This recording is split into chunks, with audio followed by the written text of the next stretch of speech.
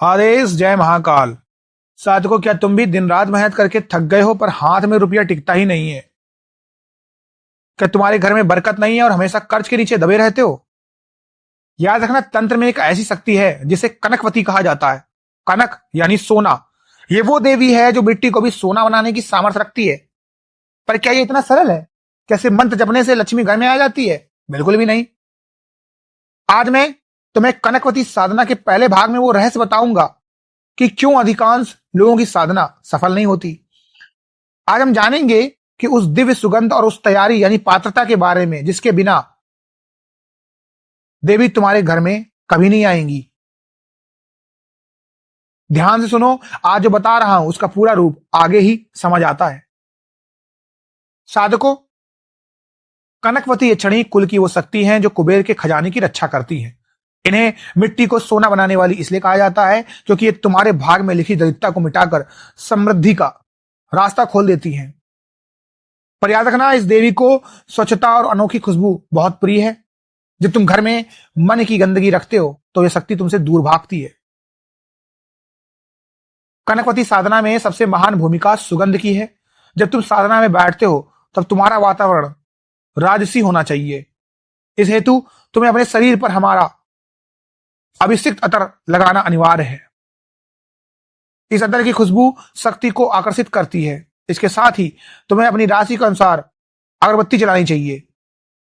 जब इस विशेष धूप का धुआं तुम्हारे घर के कोने कोने में फैल जाएगा तभी घर की बुरी नजर दूर होगी, देवी के आगमन का रास्ता खुलेगा। बिना सुगंध के साधना केवल एक क्रिया है, शक्ति नहीं।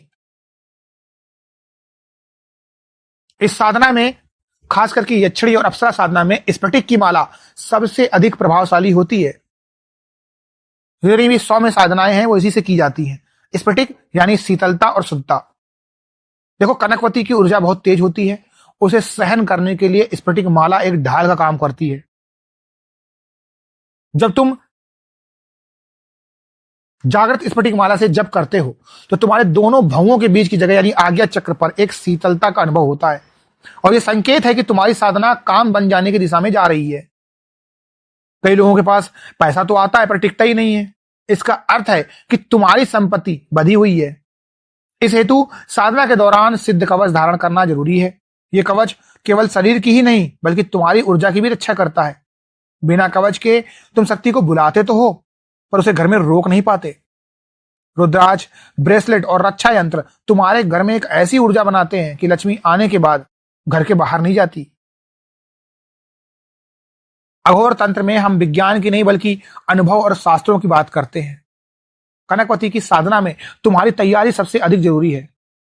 क्या तुम मन से स्वच्छ हो? क्या तुम्हारे पास वो सिद्ध सामग्री है जो इस शक्ति को घर में रोकने के लिए जरूरी है? याद रखना, यदि तुम्हारे पास सही माला, अतर और यंत्र नहीं है तो तुम केवल मिट्टी के साथ खेल रहे, उसे सोना नहीं बना पाओगे। यहां लोग सबसे बड़ी भूल करते हैं। असली तरीका आगे ही समझ आता है।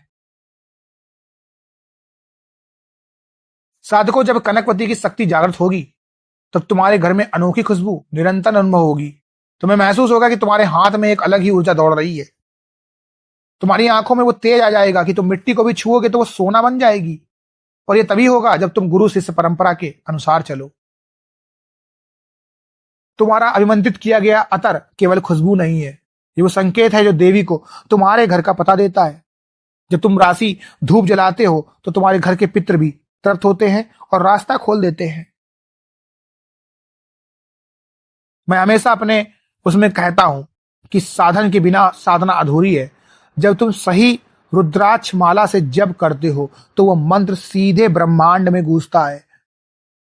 तुम्हारे पास यंत्र होना चाहिए जो तुम्हारी कमाई को नजर से बचाए। कई लोगों के पास सब कुछ होता है पर कवच नहीं होता, इसलिए उनकी कमाई हमेशा बीमारी या कचहरी में चली जाती है।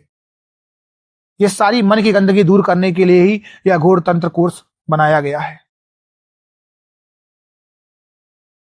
इसे एक अत्यंत सरल उदाहरण से समझो। जैसे एक किसान है, उसे अपने खेत में सोना यानी अच्छी फसल उगानी है। वो खेत में जाता है, ध्यान धरता है, पर उसके पास ना बीज है, ना खाद है, ना पानी है। क्या केवल ध्यान धरने से फसल उगेगी? आप लोग खुद बताइए। बिल्कुल भी नहीं। उसे अच्छे बीज चाहिए, सही पानी चाहिए और खेत की रक्षा के लिए बाण भी चाहिए जो घेरा, ताकि बाहर की नील गाय और जीव जंतु से बचा सके। ठीक वैसे ही तुम वो किसान हो। तुम्हारी साधना वो खेत है और कनकवती मंत्र वो बीज है। पर तुम्हारा अतर और धूप वो पानी और खाद है, जिसके बिना बीज उगेगा ही नहीं। और तुम्हारा कवच और यंत्र वो खेत की बाढ़ है, जो तुम्हारी फसल को जानवरों यानी बुरी नजर से बचाती है। जब ये सब एकत्रित होगा तभी तुम्हारी मिट्टी सोना बनेगी।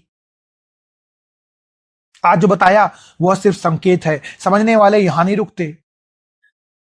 जो लोग सच्ची समृद्धि और कनकवती की कृपा प्राप्त करना चाहते हैं, उनके लिए अगला चरण भाग 3 और 4 केवल सदस्यों के लिए खुला हुआ है। वहां हमने वो गुप्त मंत्र साझा किया है जो दरिद्रता के जाल को काट देगा।